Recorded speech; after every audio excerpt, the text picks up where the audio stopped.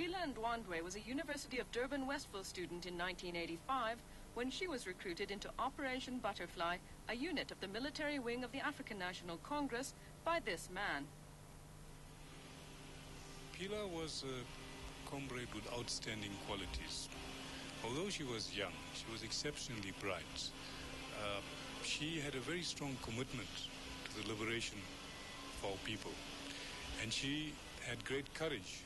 Within 3 years of joining the ANC underground, Phila was commanding all Umkhonto we Sizwe operations in Natal from her base in Swaziland. She was 24, with a Makarov pistol on one hip and a baby boy on the other. But the same leadership qualities which turned tiny Phila Ndwandwe into respected MK Zandi also alerted the security branch. In October 1988, this man drove into Swaziland at the Golela border post, accompanied by Colonel Henty Botha, Lieutenant Colonel Sam Duprier, and Warrant Officer Laurie Wasserman. We'd like to show you what these men look like, but the South African Police Service says using their personnel photos would infringe on these men and their constitutional right to privacy. Colonel Andy Taylor was in Swaziland on the orders of General J.A. Steyn, and in turn, Taylor gave orders to informers within the ANC's military wing. Phila Ndwandwe, guerrilla commander and breastfeeding mother, was kidnapped in Manzini by people she trusted and taken to Pietermaritzburg.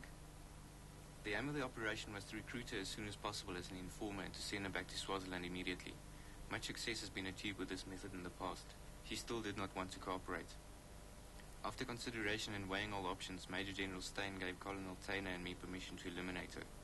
While Lieutenant Colonel Dupree and Warrant Officer Wasserman dug a grave outside the safe house, Colonel Taylor and I made sure whether she was not prepared to give her cooperation. It was clear from this interrogation that she was proud of her actions and boasted about it. We nevertheless tried to recruit her. After this effort also failed, Lieutenant Colonel Sam Dupree and Warrant Officer Wasserman took her out of the house, eliminated and buried her. Was Phila that bad, so bad that you had to kill her? Just wait and see their reactions, what their reactions will be. NASON and Thandazile Ndwandwe have spent 9 years hunting for their daughter. On Friday at the Pietermaritzburg mortuary, they found her. Truth Commission investigators dug up Phila's skeleton on an Elandskop dairy farm rented by the police.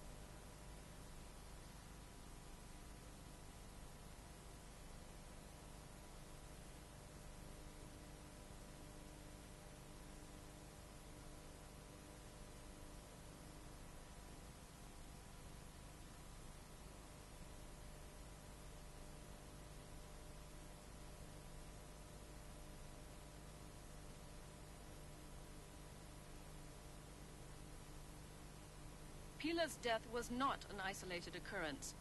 A member of Umkhonto we Sizwe's Special Operations Unit, a man known as Mkonazi or MK Tekere, was kidnapped from Swaziland a month after Phila.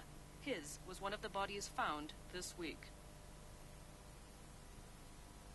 And a local newspaper investigation claims that the third body belonged to Dion Cele, abducted out of Swaziland by a serving South African policeman, Captain Jerry Brooks, just 3 months before they took Phila. About the same time that the Ndwandwe family was viewing their daughter's remains at the Pietermaritzburg mortuary, another body was dug up on a farm in Verulam. There's a good chance the bones will be identified as Pumezo Ntweni, an Eastern Cape activist who became an MK member in Durban while he studied for his medical degree at the University of Natal.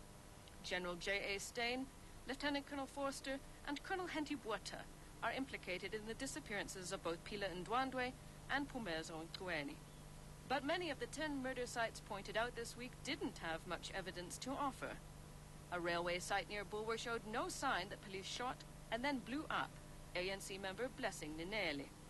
Likewise, the Tugela River shows no indication of the fate of Charles Ndaba and Mbuso Shabalala, Operation Vula members who were murdered and their pockets filled with rocks before their corpses were thrown into the river.